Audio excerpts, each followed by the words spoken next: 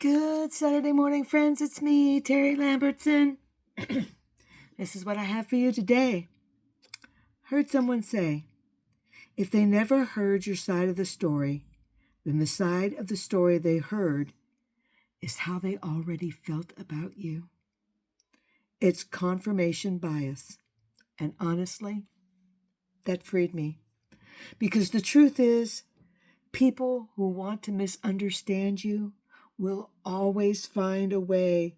You could hand them every fact, every detail, every scar, and they would still twist it.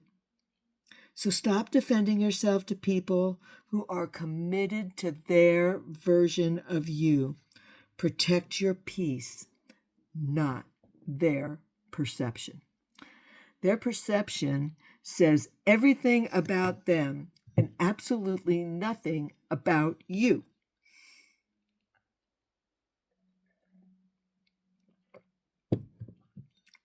And we see this all the time in the recovery community with families because, their addict finally gets clean and they either don't believe it's going to last, or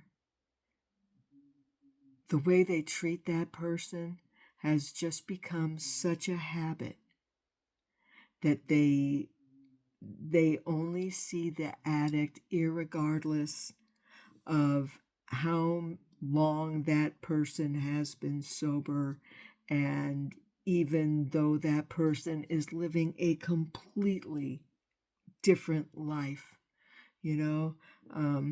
just speaking out of experience.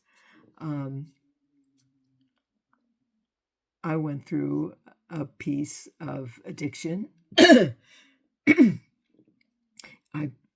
grew up in Los Angeles, and in the 80s, you could practically turn on your tap and get cocaine.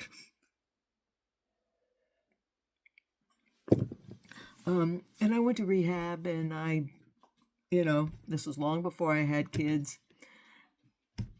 I did it all right. I mean, oh my gosh, I became a paralegal. I had a couple kids. I coached their softball teams. I was on the PTA board at the school. I ran a petting zoo at the school. So there were all kinds of farmyard animals over there that I took care of, on top of working in a law firm. I became the most normal thing you ever saw. And for the most part, nobody in my family ever treated me any different. And it used to just blow my mind, how can they not see how different my life is today? My bills are paid. My phone isn't constantly getting shut off. I mean, no, because their perception and their commitment was to the screw up.